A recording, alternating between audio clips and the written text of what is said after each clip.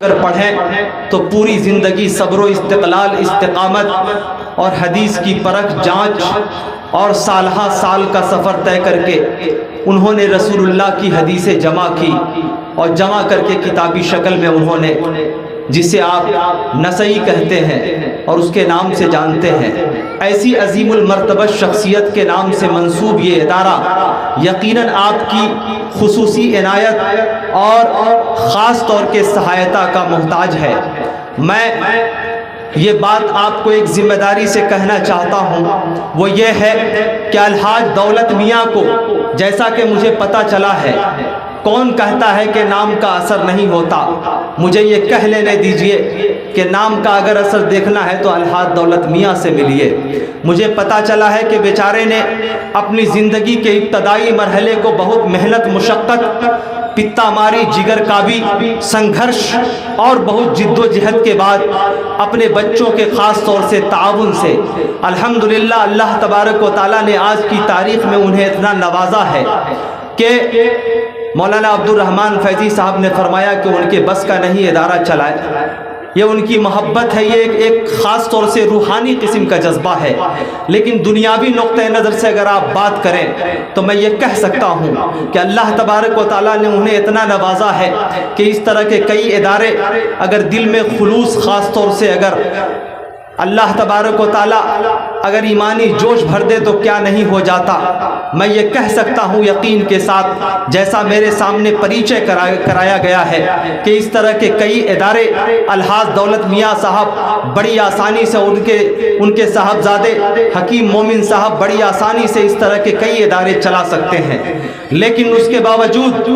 ایک بات میں آپ کو بہت یقین کے ساتھ کہہ سکتا ہوں کہ کسی چلتے ہوئے مسافر کا کالر پکڑ کر کے اس سے پیسہ وصول لینا بہت آسان ہے، لیکن قوم کے مسائل کو لے کر وہ لوگ اور ہیں جو اپنے پنڈال کے لیے اور اپنی الگ الگ محفلوں کے لیے راست چلتے ہوئے مجبور اور بے بس مسافروں کو روک کر کے ان سے پیسہ وصول کرتے ہیں۔ یہ ان کا طریقہ ہے، لیکن الحمدللہ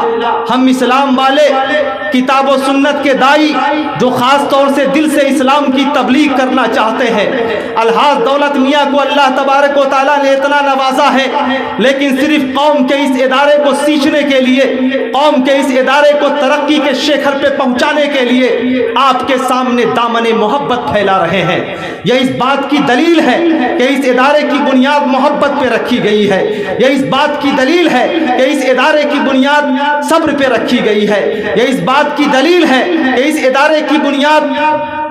خلوص نیت پہ رکھی گئی ہے، یہ اس بات کی دلیل ہے کہ اس ادارے کے اندر یہاں کے دولت میاں کے ساتھ ان کے دوست اور احباب کا خلوص، ان کا پسینہ شامل ہے۔ اس لیے صاحب اگر آپ 10 روپیہ دے رہے ہیں یا 5 روپیہ دے رہے ہیں تو یہ جان لیجئے کہ کبھی کبھی انسان دھوکے دھرے میں بھی کچھ ایسا کر جاتا ہے، دل نہیں چاہتا لیکن کرتا ہے۔ لیکن صاحب یہ دنیا ہے، جب کسی انسان کو آپ پیسہ دیتے ہیں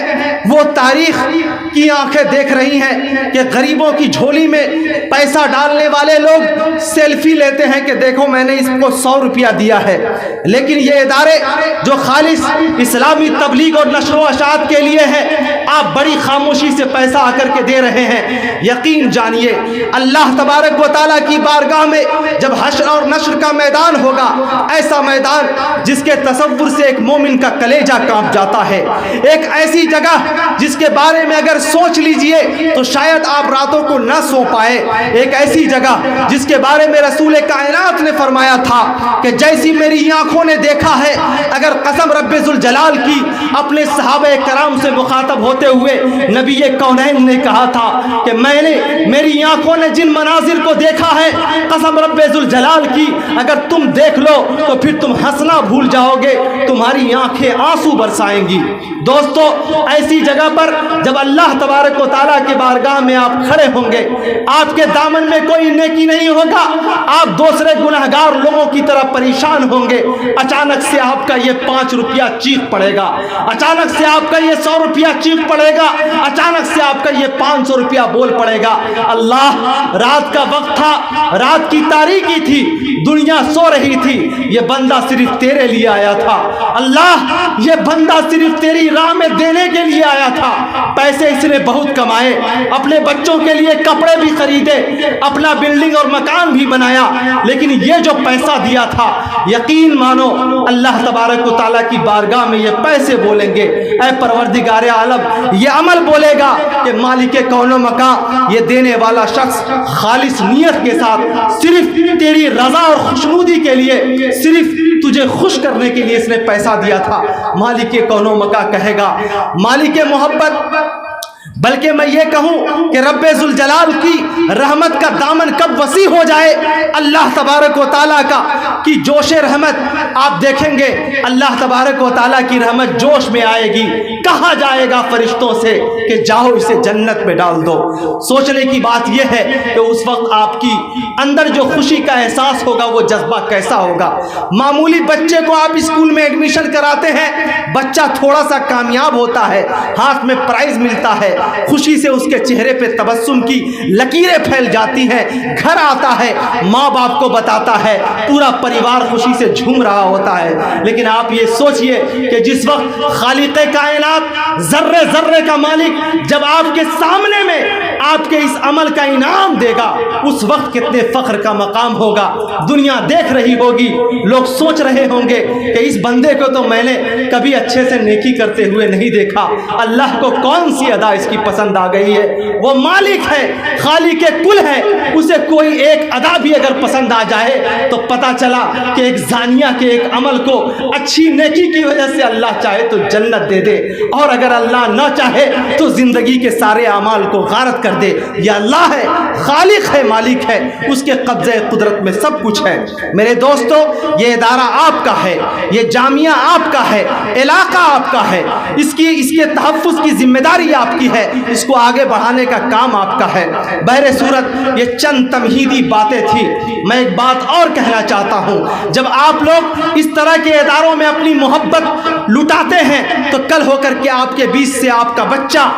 जमील अख्तर शफीक बन के सामने आता है, जर्जीस अंसारी बन के सामने आते हैं, अब्दुल रहमान फैजी बन के सामने आते हैं। इस तरह के लोग जब आते हैं तब आपको लगता है कि आपके कौम की आवाज़ बन गई है। ये चंद तमहीदी बातें थी जो आपको, मुझे ऐसा महसूस हुआ कि जब मैं इतनी सोबतें झेल कर 2-3 रातों का जागा हुआ था, लेकिन पता चला कि इस इलाके में पहली मरतबा इजलास का इनकाद हो रहा है। मदरसा इमाम नसई के ज़ेरे एहतमाम ये पहला अज़ीमुश्शान इजलास है। मेरे दिल ने आवाज़ दी कि एक दीनी इदारे का प्रोग्राम है, मैं चाहता तो नजर अंदाज भी कर सकता था, इग्नोर भी कर सकता था, मुख्तलिफ मसरूफियतों से भरा हुआ आदमी हूँ, लेकिन दिल ने यह गवाही दी कौम के बच्चे पढ़ेंगे, हमारे मदारिस के फारिगीन वहाँ पे तदरीस का काम अंजाम देंगे। जमील अख्तर शफीक, तुम भी उन्हीं 4 दीवारियों के बीच से निकले हुए हो, थोड़ी परेशानी ज़रूर होगी, लेकिन उन मोहब्बत करने वाले लोगों के बीच जाओ और जाकर के अपने जज्बे को, अपने दर्द को सामने रखो। ये तमहीदी बातें थी जिस जज्बे से मैं आपके बीच आया। मैं ये चाहता हूँ, मुझे आपको देखने के बाद किसी शायर का 4 मिसरा याद आता है कि सितारे तोड़ के गर्दों से लाए जाते हैं, सितारे तोड़ के गर्दों से लाए जाते हैं, लहू से नक्शे तमन्ना बनाए जाते हैं। ये बज़्म शौक है, अहले वफा की महफिल है, यहाँ चराग नहीं दिल जलाए जाते हैं। अल्लाह तबारक व तआला आपके बैठने को कबूल फरमाए। जो लोग चले गए मुझे उनसे कोई शिकवा नहीं, मैं पूरे यकीन के साथ ये बात कह सकता हूँ कि जो लोग चले गए होंगे उनसे इसलिए शिकायत नहीं है कि मुझे ऐसा लगता है कि जो लोग बैठे हुए हैं उस वक्त भी प्रोग्राम सुनने वाले लोग उतने ही थे जो इस वक्त मौजूद हैं। आइए मैं 4 मिसरे से आपकी खिदमत करूँ, इसलिए खिदमत चाहता तो दूसरे अंदाज में भी कर सकता था, लेकिन ये 4 मिसरे मैं इसलिए रख रहा हूँ कि मुझे ऐसा लगता है कि इस वक्त پورے ملک ہندوستان کے اندر خاص طور سے ان اداروں کو اور بھی سیکھنے کی اس لیے بھی ضرورت ہے. پورے ملک ہندوستان کے اندر آپ یہ دیکھ رہے ہیں کہ پہلے مذہبی معاملے میں، دھارمک معاملے میں اگر کوئی ہندو ہے تو پنڈت اس معاملے کو سلجھاتا تھا، اگر کوئی مسلمان ہے تو مولانا اس معاملے کو سلجھاتے تھے، اگر کوئی پارسی ہے تو پارسی کا عالم اس کو سلجھاتا تھا، اگر کوئی کرسچن ہے تو پادری اس کو دیکھتا تھا، اگر کوئی سکھ ہے تو اس کا کوئی دھرم گرو دیکھتا تھا. لیکن یہ پہلی مرتبہ بھارت میں ایسا ہو رہا ہے کہ آپ کی مذہب کو آڑ بنا کر کے، مذہب کو ہتھیار بنا کر کے یہ ملک کو برباد کرنے والے لوگ سیاست کر رہے ہیں. آپ کی لاشوں پہ کھڑے ہو کر کے ایک ایسے ہندوستان کا تصور آپ کے سامنے پیش کیا جا رہا ہے جو ہندوستان اگر فیوچر میں ہمارے سامنے ہوگا تو یقین جانیے کہ امبیڈکر کی روح چیخ پڑے گی، بھارت کا سنویدھان ملیا میٹ ہو جائے گا. اور ایسے موقع پر میری یہ ذمہ داری ہے کہ میں نے راستے میں آتے ہوئے مجھے لگا کہ مجھے یہ 4 مصرع پیش کرنا چاہیے. آپ کو لگے کہ آپ کے جذبوں کو اگر آواز دی گئی ہے تو آپ میرے حق میں دعا ضرور کیجئے گا، اس لیے کہ ان جلسوں اور کانفرنسوں میں آپ کے درد کو شب دینے والے مجھ جیسے لوگ دراصل اپنے سر پہ کفن باندھ کر کے چلتے ہیں. اس لیے کہ آپ بہت مرتبہ سوچتے ہیں ایسا ہو رہا ہے، ایسا بولا جانا چاہیے،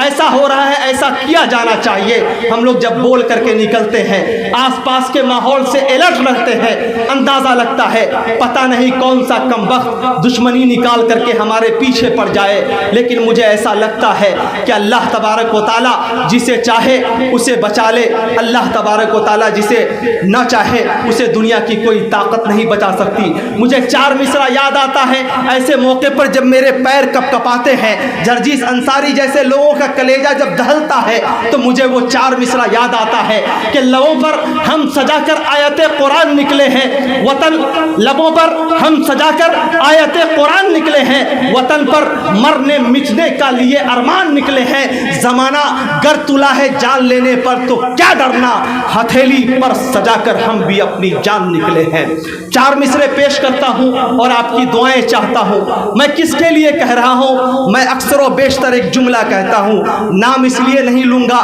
کہ اس زبان نے کلام مقدس کو پورا حفظ کیا ہے، اس زبان نے حدیث کی کتابیں پڑھی ہے، اس زبان نے، اسی زبان سے رسول اللہ کی سیرت میں نے دہرائی ہے، اسی زبان سے میں نے اخلاق کی تعلیم دی ہے، اسی زبان سے میں نے اچھے لوگوں کا نام لیا ہے، اسی زبان سے اللہ تبارک و تعالیٰ کے صفاتی کلمات بولتا ہوں. اس لیے میرا دل نہیں چاہتا کہ ان 2 لوگوں کا نام لے کر کے اپنی زبان کو گندی کروں، لیکن ایک شبد میں اشاروں میں سمجھتے جائیے گا. 2 سال سے یہی شبد کرتا ہوں، پھر سے ریپیٹ کرتا ہوں. آپ کی سرزمین میں آیا ہوں کہ اس ملک کو صرف 2 لوگوں نے خراب کر کے رکھا ہوا ہے. ایک کا نام ہے ٹکلا، دوسرے کا نام ہے بے عقلا. نام نہیں لوں گا، آپ لوگ سمجھدار لوگ ہیں. یہ ٹکلا اور بے عقلا کا کمبینیشن جو ہے یہ ہندوستان کو خراب کر کے رکھا ہے. لیکن میں یہ کہہ سکتا ہوں جب بھارت کے سنویدھان سے محبت کرنے والے لوگ، جب ملک کو بچانے والے لوگ، اس ملک کی سرزمین کو اپنے لہو سے سینچنے والے لوگ جب تک ساتھ رہیں گے، سکھ اور عیسائی. ابھی میں راستے میں آ رہا تھا ٹرین میں، ایک صاحب سے بات ہو رہی تھی غیر مسلم، کہنے لگے کیا بتاؤں ہم لوگ بھی حکومت سے بہت زیادہ دکھی ہے. میں نے ان سے کہا کہ صاحب یہ الگ بات ہے کہ یہ لوگ ہندو اور مسلمان کہتے ہیں اور الگ الگ طریقے سے بات کرتے ہیں، لیکن آپ دیکھتے نہیں کہ یہ ٹرین ہے، ہم لوگ سواری میں جا رہے ہیں. اس ٹرین میں بیٹھا ہوا آدمی کوئی تلک لگائے ہوا ہے، اس ٹرین میں بیٹھا ہوا آدمی کوئی ٹوپی پہنا ہوا ہے، اس ٹرین میں بیٹھا ہوا آدمی کوئی داڑھی رکھے ہوا ہے، اس ٹرین میں بیٹھا ہوا آدمی کوئی مجھ جیسا اگر آدمی ہے تو کوٹ پہنے ہوا ہے، اس ٹرین میں کوئی غریب بیچارہ میلا سا انگوچھا لگائے ہوا ہے. یہاں پر تو ایسا لگتا ہے علامہ اقبال کی زبان میں کہ ایک ہی صف میں کھڑے ہو گئے محمود و ایاز، نہ کوئی بندہ رہا نہ کوئی بندہ نواز. میں نے کہا یہاں پہ سیٹ پر بیٹھنے والا آدمی دیکھنے والے آدمی کی لیاقت نہیں دیکھتا، اس کی پرسنالٹی نہیں دیکھتا. سیٹ خالی ہے بیٹھ جاتا ہے، چاہے وہ منسٹر کا بیٹا کیوں نہیں ہو، چاہے حکومت وقت کا کوئی بہت زیادہ سورس اور پیروی والا آدمی کیوں نہیں ہو، بیٹھ جاتا ہے. ہم لوگ ساتھ ساتھ مل کر کے چل رہے ہیں. کتنا خوبصورت لگ رہا ہے. بغل میں جمیل اختر شفیق بھی جا رہا ہے، بغل میں رام دیو بھی جا رہا ہے، یہاں منور سنگھ بھی جا رہے ہیں اور یہ ہندوستان خوبصورت لگتا ہے.